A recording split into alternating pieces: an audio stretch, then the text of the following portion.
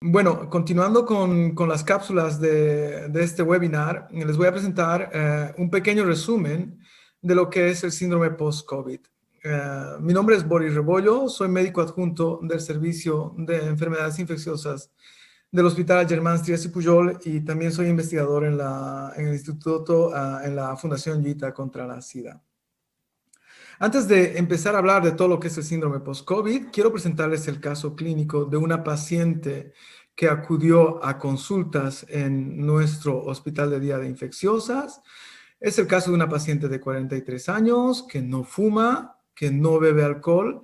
Es una antigua atleta, por lo tanto, una persona que hace regularmente ejercicio, que no tiene ninguna comorbilidad y que tiene el antecedente de haber tenido una infección por coronavirus en el 2020, confirmada por una PCR. Es una paciente que presenta un curso de la enfermedad bastante moderado en cuanto a los síntomas. Le realizan una placa de tórax, la cual es normal, y todos los síntomas que tiene, al ser moderados, no ameritan una hospitalización. Por lo tanto, es una paciente que pasa la infección en domicilio. Al cabo de 2 meses de esta infección, se hace una serología en la cual se detectan unos anticuerpos positivos IgM e IgG contra el coronavirus. Pues bien, esta paciente consulta en nuestro servicio por una clínica que persiste desde el momento que tuvo la infección aguda y algunos síntomas que se fueron agregando con el paso del tiempo. Consulta principalmente porque tiene episodios de dolor torácico, tiene episodios de disnea que no variaron mucho desde el inicio de la enfermedad. Tiene también episodios de fatiga, dolores de cabeza, alteraciones de la concentración y episodios de mareo que le limitan bastante la actividad cotidiana. Ha consultado en múltiples ocasiones en distintos hospitales, le han hecho varias pruebas complementarias, entre ellas un ecocardiograma, una resonancia magnética del sistema nervioso central, una espirometría, un angiotac, un test de estrés, todos normales, y algo que llama la atención es que le hicieron una determinación de anticuerpos antinucleares y estos serán positivos en títulos bastante bajos. Pues bien, lo que vamos a intentar hacer en esta cápsula es intentar hablar de lo que es la definición de lo que es un síndrome post-COVID. Hablaremos de los datos que tenemos en cuanto a la sintomatología y el curso clínico de este síndrome. Hablaremos de la etiología y la patofisiología. Hablaremos un poco de la aproximación terapéutica que podemos hacer con estos pacientes y haremos un pequeño resumen y unas conclusiones del problema. En cuanto a la definición, decirles que esta es una enfermedad nueva. No llevamos un poco más de un año de la epidemia, por lo tanto, todos los datos que van saliendo en cuanto a, a los post-síntomas de una infección por coronavirus son relativamente nuevos. Pero como les digo, esto es una enfermedad nueva, tiene un código recientemente donado por la Organización Mundial de la Salud y como toda enfermedad nueva hay algunos puntos que todavía no convergen en cuanto a la denominación que le tenemos que dar en cuanto al nombre que tenemos que dar a esta enfermedad. Le podemos llamar de distintas maneras: long COVID, un síndrome post-COVID o un síndrome post-agudo del COVID. Como podemos ver en estos puntos, hay distintas definiciones que le damos a esta enfermedad, pero yo creo que el primer y el cuarto punto serían los puntos que creo que se aproximan más a lo que es esta enfermedad. Podríamos decir que un COVID posagudo, un síndrome post-COVID, es aquel paciente que tiene persistencia de los síntomas 3 semanas después de haber tenido una infección aguda. Podríamos llamarlo un COVID posagudo, y si estos síntomas se extienden más allá de 12 semanas, entraríamos probablemente en lo que es el síndrome post-COVID crónico. Algo que es muy importante que tenemos que resaltar es que es muy importante, antes de catalogar a una persona que tiene un síndrome post-COVID, tenemos que intentar descartar otras causas que pueden estar explicándonos la sintomatología que esta persona y que en vez de ser un síndrome post-COVID pueden ser algunas complicaciones tardías de una infección por el coronavirus inicial. Entonces, una de ellas es el caso típico de las personas que vienen por disnea y que tienen un tromboembolismo pulmonar. Entonces, nosotros antes de pensar que una persona tiene un síndrome post-COVID, tenemos que descartar potencialmente cualquier otra patología que pueda estar relacionada o no con la infección aguda. O si alguien tiene episodios de dolor torácico, pues si es una persona que tiene cardiopatías de riesgo, pues es una persona que puede tener, que tiene factores de riesgo cardiovascular, pues puede ser una persona que tiene una enfermedad cardiovascular y por lo tanto tenemos que hacer un diagnóstico diferencial y descartar las causas potenciales de los síntomas. Si no hay una etiología identificable, pues esta persona muy probablemente entre dentro de lo que es la definición del síndrome post-COVID.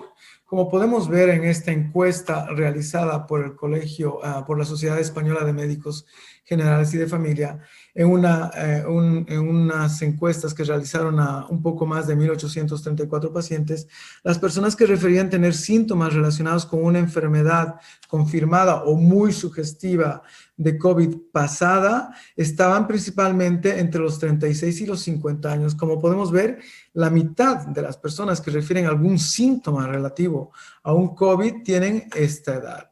Y esto es muy importante, es el grado que ellos definen como alteración de su salud relacionados con estos síntomas.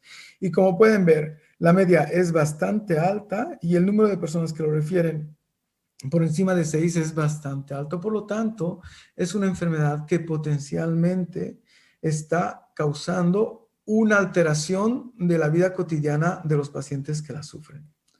En cuanto a los síntomas y el curso clínico, este es un listado de todos los síntomas que pueden afectar o que puede presentar una persona que tiene un síndrome post-COVID. Como podemos ver, puede afectar prácticamente a la totalidad de nuestro organismo, desde los problemas de vías respiratorias, de vías del sistema cardiovascular o síntomas generales, algunos que son muy difíciles de cuantificar como la fatiga, alteraciones neurocognitivas, gastrointestinales y algunas incluso alteraciones dermatológicas. Por lo tanto, las alteraciones que puede presentar este síndrome pueden ser generales. Pero si nos centramos un poco más en los aparatos que más problemas pueden causar y los relacionamos con la infección aguda, pues podemos ver que pues es muy llamativo las alteraciones neuropsiquiátricas que pueden tener los pacientes, alteraciones principalmente neurocognitivas, alteraciones respiratorias. Hay muchos pacientes que se quejan de una disnea persistente o una disnea a medianos esfuerzos, como es el caso de nuestra paciente, que era una paciente que era atleta, que estaba acostumbrada a hacer mucho ejercicio y que actualmente no puede realizar un ejercicio de moderada intensidad, alteraciones cardiovasculares como el dolor torácico o alteraciones gastrointestinales como alteraciones persistentes de las enzimas hepáticas. Y algo que llama mucho la atención y que es dramático principalmente en las mujeres es la pérdida de peso. Si vamos a lo que nos dicen las cortes, como nosotros decíamos, como les decía al principio de esta cápsula, esa es una enfermedad nueva, por lo tanto la información que vamos teniendo acerca de esta enfermedad se está produciendo día a día. En esta diapositiva podemos ver esta corte que ha sido recientemente publicada en The Lancet. Es una corte que evalúa los síntomas a 3 meses de los pacientes que han tenido una enfermedad por coronavirus y que han sido seguidos en Wuhan. Como podemos ver, han hecho una diferenciación entre los distintos niveles de severidad de la enfermedad de una escala de 3 al 4 y al 5 al 6 en función al requerimiento de oxígeno que tenían. Y podemos ver que hay un gran número de personas, el 76% que refieren a algún tipo de síntomas relacionados con una enfermedad pasada. Si nos vamos en detalle a los síntomas que refieren a estas personas, vemos que la principal queja que tienen es una fatiga importante, también alteraciones del sueño, pérdida del pelo y alteraciones del olfato. Si vemos y comparamos la escala 3 con la escala 4 y la escala 5 en cuanto a las probabilidades de presentar alguno de estos síntomas, es llamativo que entre la escala 3 y la escala 4 no hay prácticamente diferencias para poder presentar ninguno de estos síntomas. Pero si nos vamos a la escala 5, sí que las personas que tienen una enfermedad más significativa, como podemos ver, como por ejemplo la fatiga, tienen más probabilidades de presentarlas de forma significativa. En esta corte también se hizo un seguimiento a 3 meses de las alteraciones radiológicas que podrían encontrar los pacientes que acudían a este control, y vemos algo bastante llamativo, es la persistencia de alteraciones, como por ejemplo esta, que es una alteración radiológica pulmonar en un escáner que se ve un patrón de video deslustrado hasta en un 41% de las personas que hacen una prueba diagnóstica de control al cabo de 3 meses. Aunque bien, el número es bastante pequeñito, pero es llamativo que tanto en la escala 3 como en la escala 4 y en la escala 5 haya personas que tengan una alteración radiológica al cabo de 3 meses. Esta es otra corte también que es China, en la que podemos ver los síntomas principales que objetivan en 538 pacientes a los que les hacen un seguimiento al cabo de 3 meses de haber sido dados de alta de un hospital a causa de una infección por coronavirus. Y esto es bastante interesante porque los comparan con un grupo de personas que han estado confinadas, que no han tenido un coronavirus, e intentan ver la diferencia significativa en cuanto a porcentaje de alteraciones que presentan las personas que han tenido una infección por coronavirus comparadas con las personas que son el grupo comparador. Si vemos, la fatiga es significativamente distinta y es mayor en los pacientes que han tenido un coronavirus, 28,3 contra 9,2%. Los síntomas respiratorios lo mismo, un 39% contra un 6%. Y el dolor torácico, un 12,3% contra un 0%. Y hay otra cosa que es bastante interesante, que miran aquí, son todo lo que ellos llaman los síntomas psicosociales. Entonces, alteraciones del sueño, depresión, ansiedad, que son significativamente superiores en las personas que han tenido un coronavirus comparados con las personas del grupo control. Por lo tanto, hay algo que llama la atención, y es que la fatiga se va repitiendo, por lo menos en estas dos cortes. Otra corte, esta vez es una corte francesa, y van dando un poco más de datos. Esto es ver síntomas de seguimiento que hacen en 150 pacientes. Es una corte que evalúan los síntomas al día 30 y al día 60, luego de haber tenido la infección por coronavirus, y vemos que las personas que tenían alteraciones del olfato, una anosmia y una geusia, persisten esas alteraciones al cabo incluso de los 60 días en un 22%, y es un dato bastante llamativo. Esta es otra corte. Es una corte italiana en la que podemos ver en un seguimiento mediano de 60 días la persistencia de algunos síntomas que presentan las personas durante una infección aguda por coronavirus. Vemos que la fatiga persiste hasta en un 50% de los pacientes al cabo de 60 días que la presentaron en la infección aguda, seguido de la disnea y de los dolores articulares. Por lo tanto, probablemente la fatiga es uno de los síntomas que se están repitiendo cada vez más en las distintas cortes que van evaluando esta sintomatología de los pacientes con un síndrome post-COVID. Estos son datos locales que han sido recaptados por la Sociedad Española de Medicina General y medicina de familia, y son bastante interesantes, de una gran cantidad de personas, más de cerca de 2,000 personas a las que les hicieron una encuesta que referían tener síntomas. Podemos ver nuevamente que la astenia y algún síntoma bastante inespecífico como el malestar general, eran los principales síntomas referidos por las personas que consultaban o que referían estos síntomas en una consulta posterior a una infección por COVID. Por lo tanto, es un síntoma que se va repitiendo tanto en cortes europeas de otros países, en cortes chinas y en cortes locales.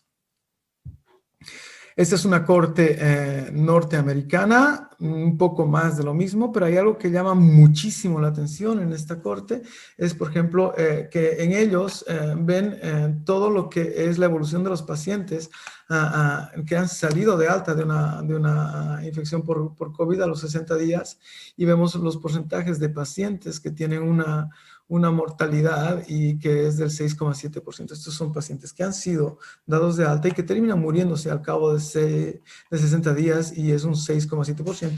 Es un porcentaje relativamente alto a mi parecer.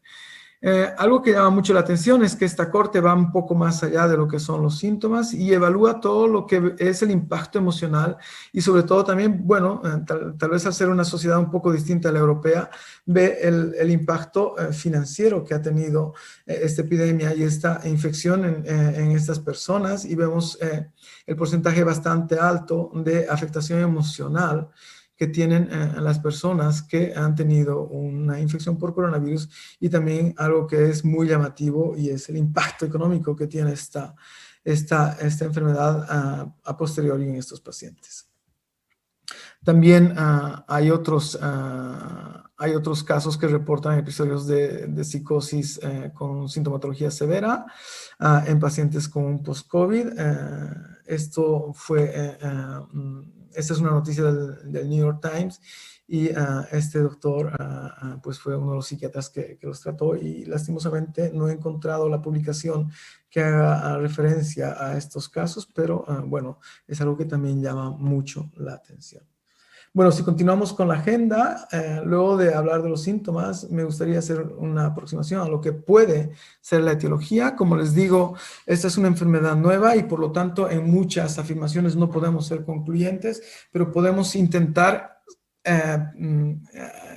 saber qué es lo que está ocurriendo con nuestros pacientes. Como todos ustedes saben, probablemente la inflamación juega un papel muy importante en el pronóstico de esta enfermedad. Probablemente esta inflamación esté mediada por interleuquinas o, como veremos más adelante, probablemente por autoanticuerpos y, como todos ustedes saben, esta inflamación puede afectar en una enfermedad severa a distintos sistemas de nuestro organismo, pasando por el sistema nervioso central, el sistema cardiorrespiratorio, digestivo, el vascular y en la piel. Por lo tanto, este es un dato bastante importante. Las personas, como todos ya sabemos, que tienen una infección por COVID y que tienen un curso bastante complejo, normalmente tienen un componente inmunitario detrás que es muy, muy importante.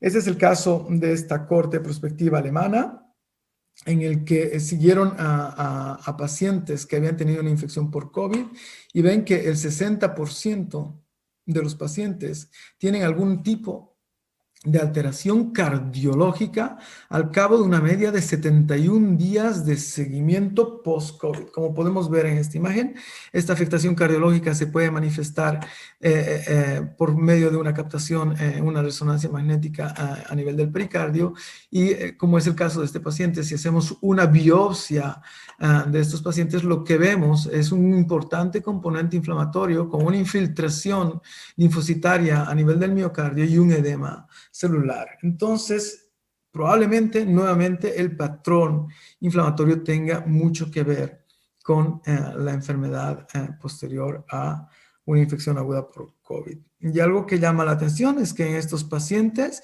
principalmente los pacientes que han tenido una infección por COVID y que han estado hospitalizados, mantienen títulos bastante altos de troponinas ultrasensibles que son significativamente distintos a los pacientes que han tenido un COVID pero que no han tenido necesidad de estar hospitalizados, por lo tanto un COVID probablemente un poco más pausisintomático o comparado con los pacientes que tienen factores de riesgo cardiovasculares o las personas normales. Por lo tanto, es un dato a seguir la inflamación probablemente de mucho de qué hablar en este síndrome. Si vemos algunos factores pronósticos que puedan decirnos qué pacientes van a desarrollar alguna alteración de la difusión o alguna alteración radiológica, vemos que en un análisis multivariante, el hecho de tener una enfermedad grave, y no es sorprendente, es un factor que puede ayudarnos a predecir qué personas van a tener una alteración de la difusión o una alteración de las imágenes en los escáneres realizados a posteriori. Si vemos el caso de las personas que puedan tener depresión o alteraciones musculares, vemos nuevamente que las personas que tienen una enfermedad severa son aquellas que tienen mayores probabilidades de padecer esos dos síntomas. Y también vemos que en el caso de la ansiedad es más importante en las mujeres, y también la fatiga. Por lo tanto, probablemente el hecho de tener una infección aguda y ser de sexo femenino podría predisponer a tener estas dos entidades a posteriori, luego de una infección aguda por un coronavirus. Esos son datos también de una corte francesa en los que intentan predecir los factores que pueden ayudarnos a saber qué personas van a desarrollar un síndrome post-COVID. Como podemos ver aquí, si analizamos las personas que mantienen síntomas a día 30, son principalmente las personas que tienen entre 40 y 59 años, y las personas que han requerido oxígeno, que han tenido una alteración auscultatoria a nivel a nivel respiratorio, perdón, y las personas que han estado hospitalizadas. Estos factores van desapareciendo con el tiempo. A día 60 se mantiene la edad de entre 40 y 49 años y se mantiene el hecho de haber estado hospitalizado como un factor predictivo para las personas que puedan desarrollar un síndrome post-COVID. Estos son datos de una corte mediterránea, de una corte local, en la que intentan hacer un poco más de lo mismo con algunos otros parámetros, como parámetros analíticos, y por el momento pues no encuentran ningún parámetro en el análisis multivariante que significativamente pueda predecirnos la aparición de un síndrome post-COVID.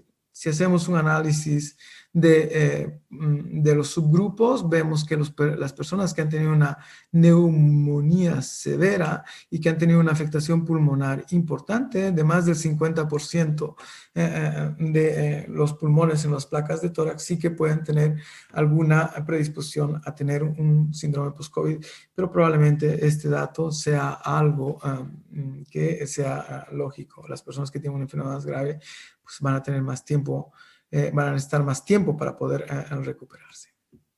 Y algo que les decía, y esto es algo que se está empezando a hablar, tenemos que tomar en cuenta mucho que probablemente el papel de la autoinmunidad fue un papel muy importante tanto en la infección aguda como en la infección persistente o en un síndrome post-COVID, en los síntomas persistentes posterior a la infección por COVID en nuestros pacientes. Por tanto, es un dato a seguir. Y recuerden, la paciente que vimos en nuestra consulta tenía unos títulos bajos de anticuerpos antinucleares.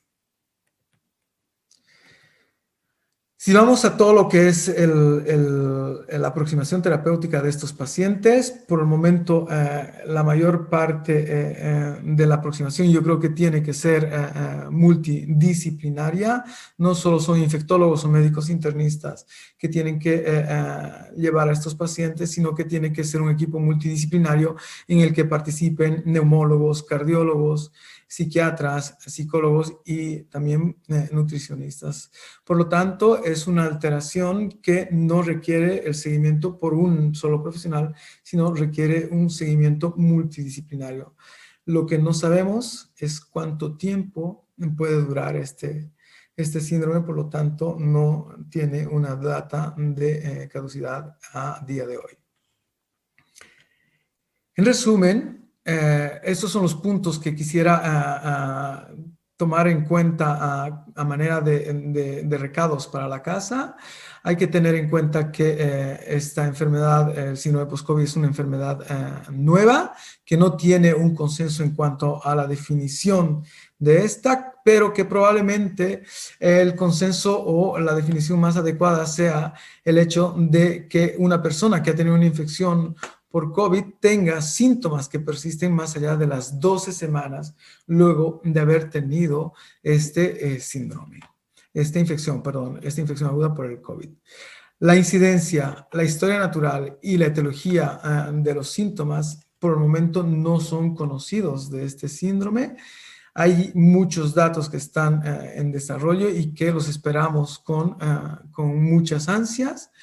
La inflamación persistente puede que sea un papel, puede que juegue un papel muy importante en este síndrome, que muchos de estos síntomas pueden ser discapacitantes para las actividades de la vida diaria de los pacientes. Esto tiene un impacto emocional y en algunas partes, y probablemente también en la nuestra, un impacto económico, y que necesitamos un equipo multidisciplinario para poder atender a estos pacientes. Muchas gracias. Les dejo mi correo electrónico para atender a cualquier pregunta que quieran hacer y realmente agradecido y muy contento de haber podido participar en este curso.